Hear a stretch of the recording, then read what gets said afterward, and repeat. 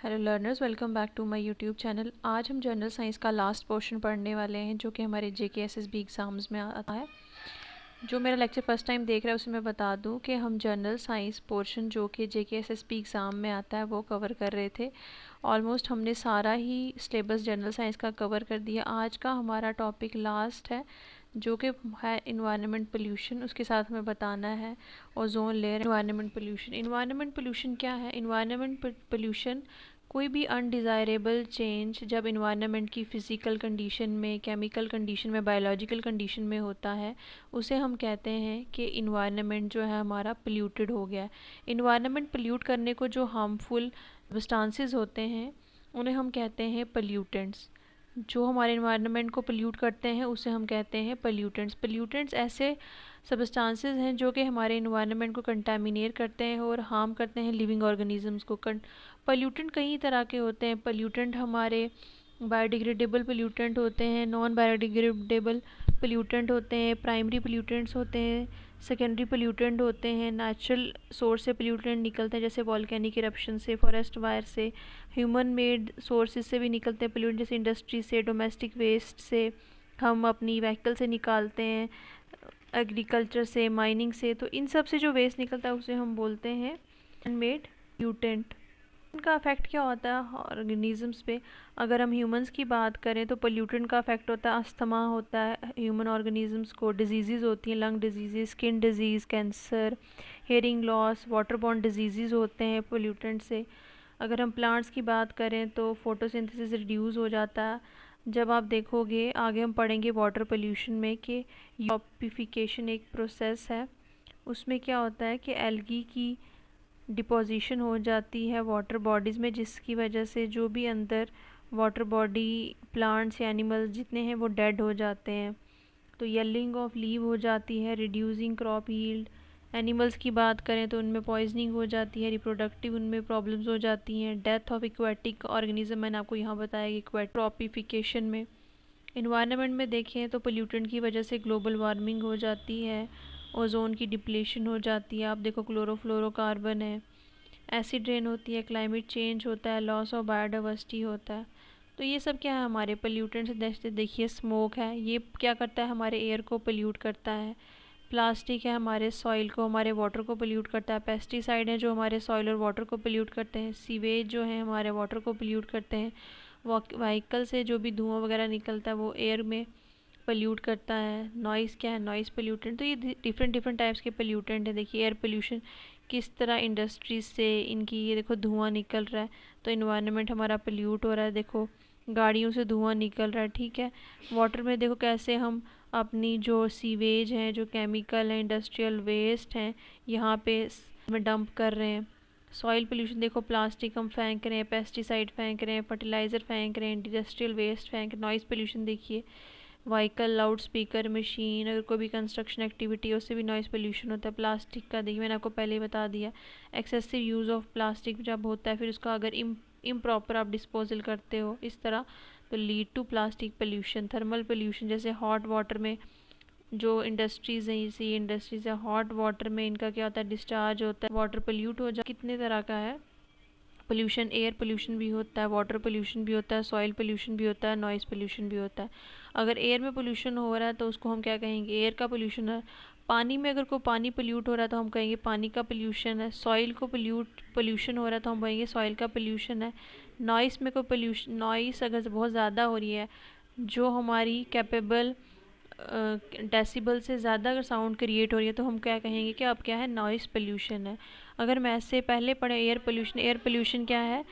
Presence of harmful substances, जो हम क्या बोलते हैं कि pollutant in the air in harmful concentration that causes damage to living organism and the environment is known as air pollution. Air pollution ऐसा pollution है जिसमें pollutant जो है वो हार्मफुल कंसनट्रेशन में प्रेजेंट होते हैं एनवायरनमेंट में और हमारे ऑर्गेनिज्म और इन्वायरमेंट को पोल्यूट करते हैं। जो भी पोल्यूटेंट्स होते हैं ये अलग अलग साइज़ में पाए जाते हैं। ये 10 mm में भी पाए जाते हैं, PM में पाए जाते हैं। पर्टिकुलेट मैटर का साइज़ 2.5, सबसे डेंजरस जो होते हैं 2.5 साइज़ का पोल्यूटेंट होता है, क्योंकि ये बॉडी में कलर होते हैं, इसलिए ये हमारे एल्वोलाई में पहुंच जाते हैं, air sacs of the lungs में, हमारे ब्लड स्ट्रीम में पहुंच जाते हैं और इंक्रीज़ करते हैं risk of asthma, bronchitis, heart attack, stroke and pre mature death. तो इनका काज क्या है, किस किस वजह से हमारा एयर पोल्यूशन होता है? बर्निंग ऑफ फॉसिल फ्यूल, अगर कोल पेट्रोलियम वगैरह हम करते हैं, ठीक है, इंडस्ट्री से, बर्निंग कोल से, फॉरेस्ट फायर से, क्रॉप रेजिड्यू बर्निंग से, ये सब क्या है, लीड टू एयर पोल्यूशन। हमारे सोर्सेज क्या हैं? Industrial activities, transportation, power plant, domestic activity, agriculture waste. अगर हम हद से ज़्यादा करें तो ये क्या काज होता है, पोल्यूशन काज हो जाता है। फिर इफ़ेक्ट क्या है, हमारी रेस्पिरेटरी डिजीज़, अस्थमा, कैंसर मैंने आपको बता दिया, ब्रोंकाइटिस, ये लीड हो जाता है। इस तरह का पोल्यूशन हमारी बॉडी में इस तरह की डिजीज़ को काज करता है। हार्ट अटैक का इंक्रीज़ हो जाता है, हमारी आइज़ में इरिटेशन होती है, नोज़ में, थ्रोट में, हमारे प्लांट क्रॉप्स जो हैं वो उनकी यील्डिंग कम हो जाती है, ग्लोबल वार्मिंग इंक्रीज़ हो जाती है और डैमेज करता है बिल्डिंग या मोनूमेंट्स, जिसकी वजह से आपने सुना होगा कि एसिड रेन की वजह से ताजमहल जो है वो येलोइश कलर का हो रहा है। तो एयर पोल्यूशन जो है एक मेजर हमारा प्रॉब्लम है। पोल्यूटेंट देखिए, जैसे कार्बन मोनोऑक्साइड एक पोल्यूटेंट है, sulphur dioxide, nitrogen dioxide, carbon dioxide, lead, ozone हमारे पोल्यूटेंट्स हैं। अब देखिए, इसी तरह हमारा वाटर पोल्यूशन आता है। वाटर पोल्यूशन क्या होता है? वाटर पोल्यूशन का मतलब होता है कि कंटेमिनेशन हो जाना वाटर बॉडीज़ का, जैसे कि हमारी रिवर्स हैं, हमारी लेक्स हैं, पॉन्ड्स हैं, ओशन है और ग्राउंड वाटर है। इनका कंटेमिनेशन किससे हो जाना? हार्मफुल सब्सटेंसेस से, जिनको हम पोल्यूटेंट बोलते हैं, और वाटर को अनसेफ कर देते हैं ह्यूमन, प्लांट्स या एनिमल्स के यूज़ के लिए। इसका सोर्स क्या होता है? इसका सोर्स होता है सीवेज से। अगर जैसे मैंने आपको पीछे बताया, हम जो सीवेज का पानी जो है सीधा वाटर बॉडीज़ में फेंक देते हैं। इंडस्ट्रियल वेस्ट हैं जो हमारे, इंडस्ट्रियल वेस्ट से भी जो पानी हम सीधा फेंकते हैं हमारे वाटर बॉडीज़ में, जो भी वेस्ट होता है। फर्टिलाइज़र्स हम अगर ओवर यूज़ कर लेते हैं तो उसकी वजह से भी क्या वाटर पोल्यूशन होता है। ऑयल स्पिल्स हो जाते हैं, या प्लास्टिक, हम वाटर में प्लास्टिक वेस्ट फेंकते हैं, तो ये क्या है, हमारे वाटर पोल्यूशन का काज है। इफ़ेक्ट क्या होता है? इससे वाटर बोर्न डिजीज़ हमारी होती हैं। इससे जितना भी इफ़ेक्ट क्या होता है, हमारी वाटर बोर्न डिजीज़ लगती हैं। डेथ ऑफ एक्वेटिक ऑर्गेनिज्म होता है इससे। और सबसे बड़ी बात, यूट्रॉपिफिकेशन होता है। यूट्रॉपिफिकेशन होता है कि जब एल्गी की डिपोजिशन हो जाए वाटर बॉडी पे, तो उसको हम बोलते हैं यूट्रॉपिफिकेशन। देखिए, मैं आगे आपको बताती हूँ यूट्रॉपिफिकेशन क्या होता है। ये देखिए, यूट्रॉपिफिकेशन, जैसे ये देखो, हमारी water body, the excessive enrichment of water bodies with the nutrients leading to excessive growth of algae and aquatic plant. आप अपने अगर खेत वगैरह में अगर बहुत ज़्यादा फर्टिलाइज़र यूज़ करते हो, बारिश वगैरह होती है, तो वो सारी फर्टिलाइज़र क्या होता है, पानी में आके मिल जाता है।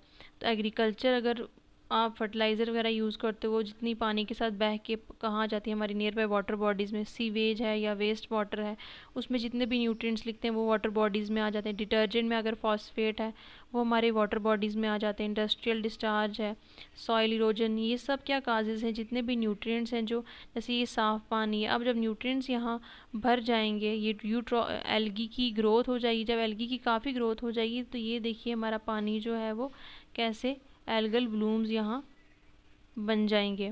यूट्रॉपिफिकेशन is the process in which water bodies receive excess nutrients, mainly nitrate and phosphate, causing rapid growth of algae और एक्वेटिक प्लांट्स की। इसकी वजह से जो भी वाटर बॉडी में ऑक्सीजन होता है वो ख़त्म हो जाता है, क्योंकि जितने भी माइक्रो ऑर्गेनिज़म्स हैं, अगर ज़्यादा पोल्यूशन है तो माइक्रो ऑर्गेनिज़म्स को कितना चाहिए, डिज़ोल्व्ड ऑक्सीजन चाहिए। डिज़ोल्व्ड ऑक्सीजन चाहिए क्योंकि वो डिकम्पोजिशन कर जाएँ। लेकिन जब और पोल्यूशन होगा, उनको और डिज़ोल्व्ड ऑक्सीजन चाहिए। तो एक टाइम ऐसा आएगा जब एल्गल ब्लूम, इतने ज़्यादा एल्गी की ग्रोथ हो जाएगी कि यहाँ पे क्या होगा, सनलाइट जो है ये एल्गी ब्लॉक करेगी और अंडर वाटर जो है अब सनलाइट यहाँ नहीं जाएगी। जब सनलाइट यहाँ नहीं जाएगी, जिसकी वजह से जो भी प्लांट या वाटर बॉडीज़ हैं वो क्या हो जाएंगी, डेड हो जाएंगी। जितने भी बैक्टीरिया हैं वो ट्राई करेंगे डिकम्पोज करने की विदाउट सनलाइट, जिससे क्या होगा, bacteria use dissolve oxygen during decomposition, जितनी भी ऑक्सीजन इसमें प्रेजेंट होगी वो बैक्टीरिया यूज़ करेंगे। अल्टीमेटली क्या होगा, जितनी भी डिज़ोल्व ऑक्सीजन है वो ख़त्म हो जाएगी और हमारे एक्वेटिक प्लांट जो हैं वो मर जाएंगे। तो यही क्या है, हमारा प्रोसेस है यूट्रॉपिफिकेशन का। इसमें क्या है, एल्गल ब्लूम्स हो जाते हैं वाटर बॉडी में, गंदी सी स्मेल पानी में आ जाती है क्योंकि वो रुका हुआ पानी होता है, क्योंकि उसमें ऑक्सीजन होती ही नहीं है। जितनी भी एक्वेटिक लाइफ है वो डेड हो जाती है, बायोडाइवर्सिटी हमारी लॉस हो जाती है, और ये पानी जो है अनफिट होता है हमारे यूज़ के लिए। देखिए इसमें करना, पेस्टिसाइड, फर्टिलाइज़र और पेस्टिसाइड का यूज़ कम कीजिए, और अपने जो सीवेज हैं उनको ट्रीट कीजिए अच्छी तरह से before releasing water into water bodies. Treat industrial water waste, अच्छे से जो है प्रॉपर वेस्ट की मैनेजमेंट कीजिए। प्लांट लगाइए, वेजिटेशन इंक्रीज़ कीजिए। रेगुलर मॉनिटर एंड इन्फोर्स, अगर लॉ बनाने की ज़रूरत है तो लॉ भी बनाइए, क्योंकि लोग जो है वो सीरियसली नहीं लेते इतना पोल्यूशन काज करके। इसी वजह से देखिए इतना सारा पोल्यूशन फैला के कि लोग जो हैं वो सीरियस नहीं होते कि हम कोई क्राइम करें, क्योंकि इन चीज़ों को, नेचुरल रिसोर्सेज को डैमेज करना भी एक खुद में क्राइम है, लेकिन लोग सीरियसली नहीं लेते।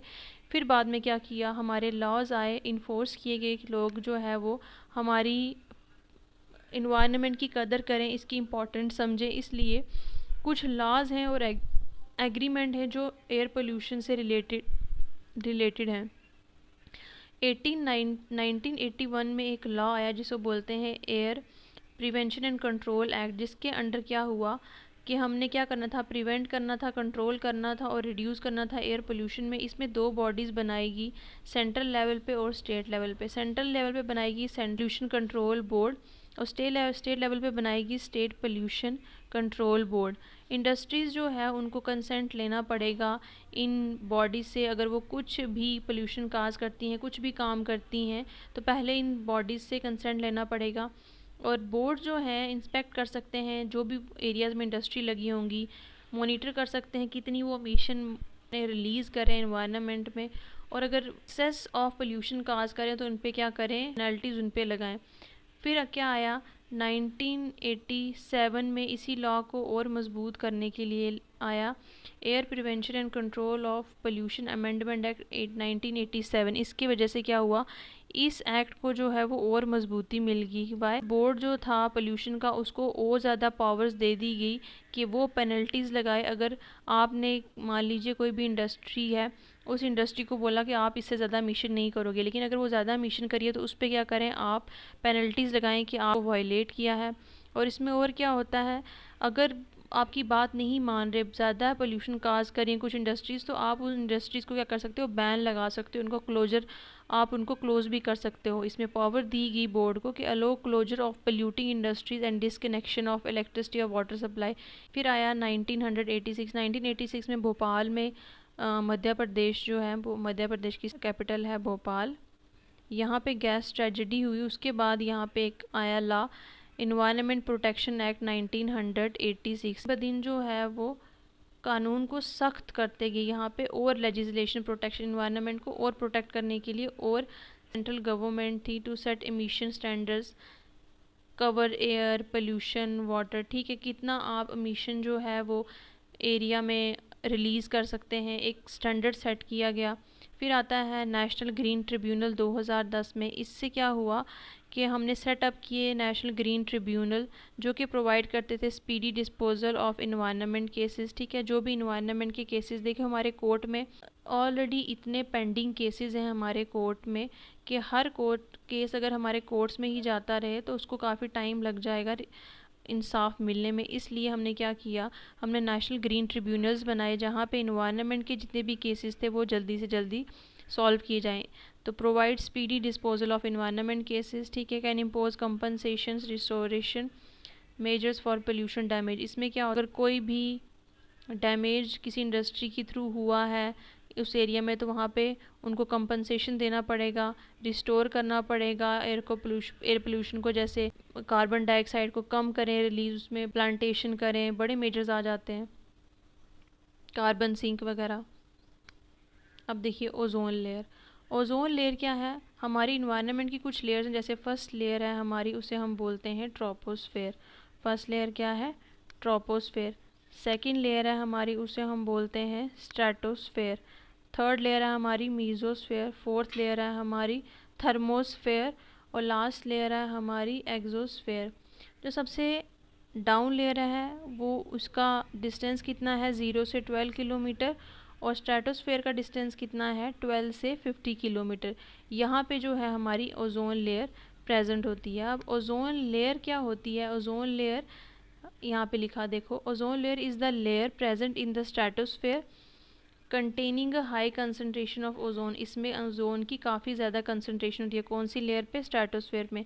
तो अगर आपको एग्ज़ाम में आ जाए कि ओजोन लेयर कहाँ प्रेजेंट होती है, तो ओजोन लेयर स्ट्रेटोस्फेयर में प्रेजेंट होती है। ठीक है। ओजोन बनती कैसे है, जब अल्ट्रा वायलेट रेडिएशंस हमारी ओजोन लेयर पे बनती हैं, तो ओजोन लेयर क्या करता है, ऑक्सीजन मॉलिक्यूल को स्प्लिट करके, देखिए स्प्लिट कर देता है। जैसे यूवी रेज जो है ऑक्सीजन मॉलिक्यूल को स्प्लिट कर देता है, जैसे ये O2 है, ऑक्सीजन को जब स्प्लिट करेगा ये 2 ऑक्सीजन के मॉलिक्यूल्स में बन जाएंगे। अब जब ये एक ऑक्सीजन मॉलिक्यूल अलग हो गया, तो ऑलरेडी इन्वायरमेंट में क्या प्रेजेंट था, O2, ये दोनों आपस में मिलकर बनाते हैं O3, इसको हम क्या कहते हैं, ओजोन।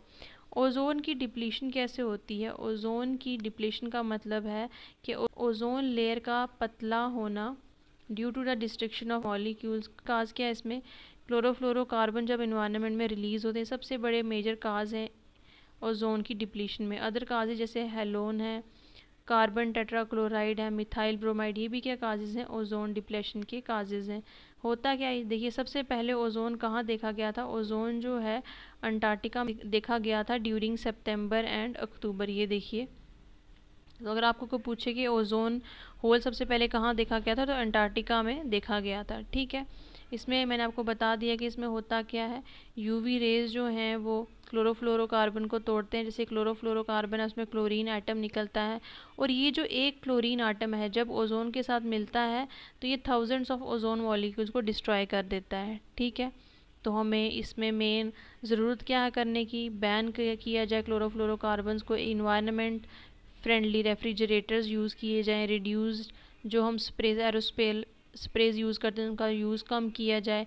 और इसमें एक कन्वेंशन आई थी, लॉ आया था, जिसको बोलते हैं मॉन्ट्रियल प्रोटोकॉल 1987 में, जो कि किसके रिलेटेड था, ओजोन लेयर के रिलेटेड था। हम आगे पढ़ेंगे ये सारे लॉज। देखिए यहाँ पे यही बताया गया, लेयर ऑफ एटमॉस्फेयर सबसे बाहर एक्सोस्फेयर है, थर्मोस्फेयर है, मीजोस्फेयर है, स्ट्रेटोस्फेयर में ही क्या है, ओजोन लेयर है। ट्रोपोस्फेयर, जो ग्रीन हाउस गैसेज हैं वो हमारे ट्रोपोस्फेयर में होती हैं, और जो ओजोन लेयर है वो हमारे थर्मोस्फेयर में होती है। ठीक है। हमारा greenhouse effect, greenhouse effect is the warming of earth due to trapping of heat by greenhouse gases.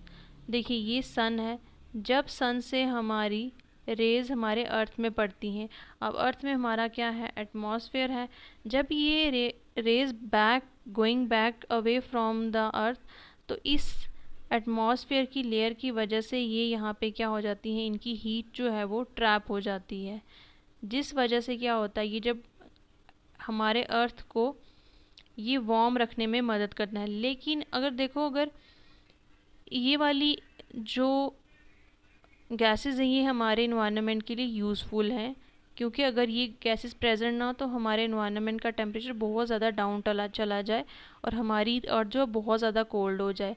लेकिन जब हमारी ह्यूमन एक्टिविटीज़ की वजह से हम जैसे बर्न करते हैं फॉसिल फ्यूल, इंडस्ट्रियल प्रोसेस, ये जब हम रिलीज़ करते हैं, इसकी वजह से क्या होता है, इन गैस कंसनट्रेशन बहुत ज़्यादा बढ़ जाती है, जिसकी वजह से अब इनकी कंसनट्रेशन जो है नॉर्मल लेवल से भी क्या है, बहुत ज़्यादा हो जाती है, जिसकी वजह से हम क्या कहते हैं कि ग्रीन हाउस इफेक्ट हो गया, ग्लोबल वार्मिंग हो गई है जिसकी वजह से। ठीक है। तो इसमें हुआ क्या, ग्रीन हाउस गैसेज जो हैं हमारे इन्वायरमेंट में, देखिए ये सन से क्या आती हैं, हमारे अर्थ पे आती हैं शॉर्ट वेव्स सोलर रेडिएशन बन के। ठीक है।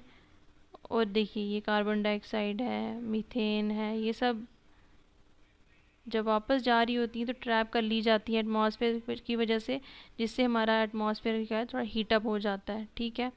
तो कौन कौन सी गैसेस होती हैं ग्रीन हाउस इफेक्ट में, carbon dioxide, methane, nitrous oxide, water vapour, ozone, chlorofluorocarbon, main इसमें होता है एक कार्बन डाइऑक्साइड और दूसरी गैस होती है मीथेन। प्रोसेस क्या से सनलाइट अर्थ में एंटर करती है, अर्थ एब्जॉर्ब करती है एनर्जी, अर्थ जो है फिर वापस इमिट क्या करती है, इंफ्रारेड रेडिएशंस, ग्रीन हाउसेज इसमें ट्रैप कर लिए जाते हैं, जिसकी वजह से अर्थ क्या है वो वार्मर हो जाती है। इसमें जो अर्थ से रेडिएशंस आती हैं वो शॉर्ट वेव की रेडिएशंस आती हैं। Short wave solar radiations from the sun passes through the atmosphere and reaches the earth surface. ठीक है, ये अर्थ की सरफेस पे पहुंची, फिर क्या हुआ, earth surface absorb light, earth की सरफेस ने एब्जॉर्ब कर ली लाइट को एंड वार्म अप, और वार्म अप होगी and then emit heat energy जो कि इंफ्रारेड रेडिएशन है बैक टूवर्ड्स द एटमॉस्फेयर। लेकिन थर्ड स्टेप में क्या हुआ, greenhouse gases in the atmosphere absorbed and reemit infra radiations trapping heat and warming the planet. लेकिन human activities की वजह से, अगर ये ह्यूमन एक्टिविटीज़ में बहुत ज़्यादा एक्स्ट्रा अमाउंट में इन्वायरमेंट को पोल्यूट ना करें, तो ये जो गैसेज, देखो नेचर वे से जो भी चीज़ें हमारे इन्वायरमेंट में हो होती हैं वो इंसान के लिए यूज़फुल ही होती हैं, हार्मफुल नहीं होती हैं। लेकिन अब उसमें ह्यूमंस की एक्टिविटी जब इन्वॉल्व हो जाती है, जैसे ये देखो यहाँ पे इंडस्ट्री से कितना धुआं निकल रहा है, ठीक है, ये देखो, तो ये क्या एड अप कर जाती हैं इन नेचुरल गैसेस को और ह्यूमन एक्टिविटीज़। ये क्या, जब नेचुरल गैसेस में ह्यूमन एक्टिविटीज़ की वजह से गैसेस की कंसंट्रेशन बहुत ज़्यादा इंक्रीज़ हो जाती है, उसकी वजह से क्या होता है, हमारा ग्लोबल वार्मिंग हो जाती है। ठीक है, तो greenhouse effect is a natural and keep earth warming enough to support life, but too much is lead cause to global warming. अब देखो ग्लोबल वार्मिंग के काजेज़ क्या हैं, बर्निंग ऑफ फॉसिल फ्यूल आप कर दो, डिफॉरेस्टेशन कर दो, इंडस्ट्रीज़ लगा दो, व्हीकल्स से अब धुआं निकाल दो, एग्रीकल्चर बर्निंग शर्निंग कर दो, पराली की कैटल फार्मिंग, आप माल मवेशी को चरा रहे हो लेकिन आप उतना ही प्लांटेशन नहीं कर रहे हो, तो कार्बन सिंक, कार्बन क्वेस्ट्रेशन कहाँ होगी, जिसकी वजह से क्या होता है, ग्लोबल वार्मिंग होती है, क्लाइमेट में चेंज आ जाता है, ग्लेशियर्स मेल्ट होना स्टार्ट हो जाते हैं, सी में जो पानी है वो राइज हो गया, फ्लड्स आ रहे हैं, ड्रॉट हो रहा है, हीट वेव्स हो रही हैं। तो कंट्रोल इसमें मेजर कैसे कर सकते हैं हम ट्रीज़ प्लांट कर सकते हैं, यहाँ पे रेन्यूएबल एनर्जी का यूज़ कर सकते हैं, इलेक्ट्रिकल व्हीकल का यूज़ कर सकते हैं, रिड्यूस फॉसिल फ्यूल का जो यूज़ है वो हमने कम करना है और एनर्जी कंजर्वेशन करनी है। अब यहाँ पे डिफरेंस देखो, ओजोन डिप्लीशन का और ग्रीन हाउस इफेक्ट का क्या डिफरेंस है। जो ओजोन डिप्लीशन है वो कौन सी लेयर में होता है, स्ट्रेटोस्फेयर में, लेकिन ग्रीन हाउस कहाँ होता है, ट्रोपोस्फेयर में। ट्रोपोस्फेयर लोअर लेयर है, ठीक है, उसके बाद स्ट्रेटोस्फेयर है। ये जो इफेक्ट होता है इसको बोलते हैं ग्रीन हाउस इफेक्ट, इसको बोलते हैं ओजोन डिप्लेशन। मेन इसमें जो गैसेस है वो कौन सी है, क्लोरोफ्लोरोकार्बन, इसमें सारी green house gases, methane, carbon dioxide. Ozone depletion में होता क्या है, ज़्यादा अल्ट्रावायलेट रेज जो हैं वो अर्थ में पहुंच जाती हैं और ट्रैप करती हैं हीट को, और अगर ओजोन की डिप्लीशन हो गई है तो उसकी वजह से क्या होगा, ज़्यादा अल्ट्रावायलेट रेज जो हैं वो अर्थ में पहुंचेंगी। अगर अर्थ में ज़्यादा अल्ट्रावायलेट रेज पहुंच रही हैं को ट्रैप करेंगी, जिसकी वजह से हीट का इन्वायरमेंट बहुत ज़्यादा इंक्रीज़ हो जाएगा। स्किन कैंसर इसमें हो जाते हैं, काफ़ी सारी डिजीज़ हो जाती हैं, अर्थ का एटमॉस्फेयर इंक्रीज़ हो जाएगा बहुत ज़्यादा ग्रीन हाउस की वजह से, ग्लोबल वार्मिंग हो जाएगा, क्लाइमेट में चेंज आ जाएगा। ये किसका डिफरेंस है, ओजोन डिप्लीशन का और ग्रीन हाउस इफेक्ट का। फिर ये हमारे इंटरनेशनल कुछ एग्रीमेंट्स हैं जो एयर पोल्यूशन के लिए लिए गए थे, जैसे स्टॉकहोल्म कॉन्फ्रेंस 1972 में एक फर्स्ट ग्लोबल कॉन्फ्रेंस हुई थी इन्वायरमेंट को प्रोटेक्ट करने के लिए, जिसमें यूनाइटेड नेशन इन्वायरमेंट प्रोग्राम जो है वो बना था, यूनाइटेड नेशन इन्वायरमेंट प्रोग्राम बना था। फिर वियना कन्वेंशन हुई for protection of ozone layer. तो ओजोन की भी आपने देखो यहाँ से अलग कॉपी में अलग बना लेना कि ओजोन में कौन कौन सी हमारे एग्रीमेंट्स हुए। मैंने आपको मॉनिट्रल प्रोटोकॉल पीछे बताया था, तो वियना कन्वेंशन जो है वो 1985 में हुआ था ओजोन को प्रोटेक्ट करने के लिए। फिर हमारा मॉनिट्रल प्रोटोकॉल है, ये भी जो है आपका क्लोरोफ्लोरोकार्बन जो है रिलीज़ होते हैं, इस तरह के सबस्टांसेस को हमने कम करना है। One of the most environment agreement था कि मॉनिट्रल प्रोटोकॉल के हमने इन्वायरमेंट में ओजोन की डिप्लीशन को जो है, जो काजेज़ हैं उनको कम करना है 1987 में। फिर हमारा आता है Kyoto protocol. Kyoto protocol main जो है वो ग्रीन हाउस गैस के लिए आया था, उनको कंट्रोल करने के लिए आया था 1997 में, ठीक है। ग्रीन हाउस गैसेस की एमिशन को रिड्यूस करना। फिर पेरिस एग्रीमेंट आया 2015 में। Nearly all countries committed to limiting global, जिसकी इसमें मेन पॉइंट्स थे कि जितनी भी कंट्रीज़ हैं वो अपने ग्लोबल वार्मिंग को कम करेंगी below 2 degree Celsius. Air pollution को कंट्रोल करने के लिए जो हमने पहले पढ़ा उसी की ये समरी है।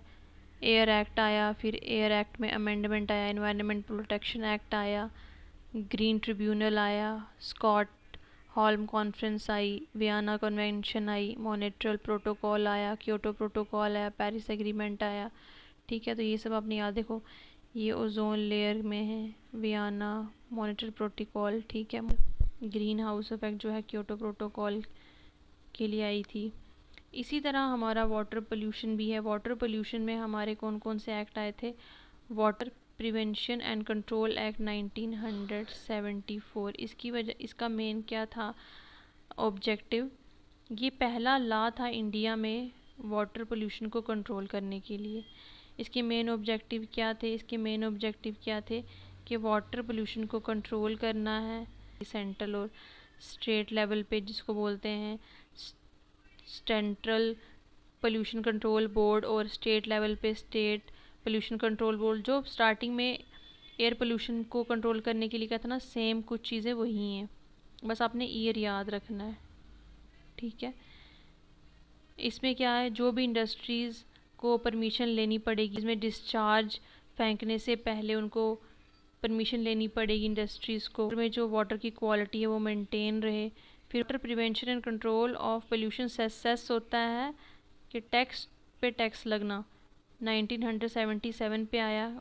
देखो ना, लॉज क्या थे, फर्दर लॉज को है और स्ट्रिक्ट कर दिया गया कि पोल्यूशन ना हो। इसमें क्या हुआ, अगर ज़्यादा आप पोल्यूशन फैलाओगे तो आप पे एक्स्ट्रा टैक्स लग जाएगा जो इंडस्ट्रीज़ उस एरिया में लगाई गई हैं, ताकि वाटर बॉडीज़ को जो है क्वालिटी मेंटेन रहे।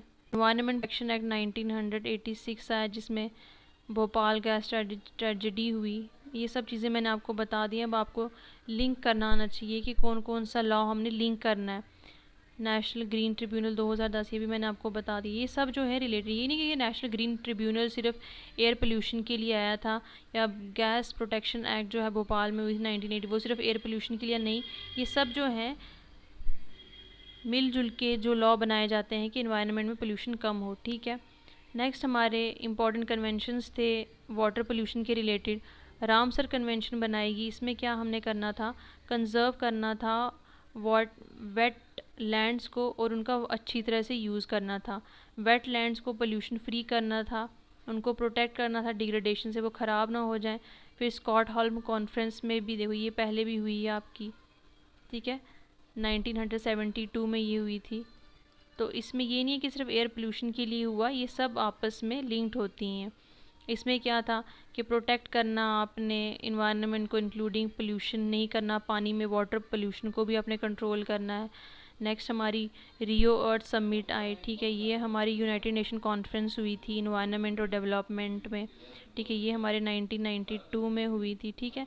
इसमें क्या होता है, प्रमोट करना होता है सस्टेनेबल वाटर रिसोर्सेज मैनेजमेंट को। आपने वाटर को इस तरह यूज़ करना है कि वो लंबे समय तक रहे। इस तरह नहीं है कि सिर्फ आज की जनरेशन ही यूज़ करे और नेक्स्ट जनरेशन के लिए कुछ बचे ही ना।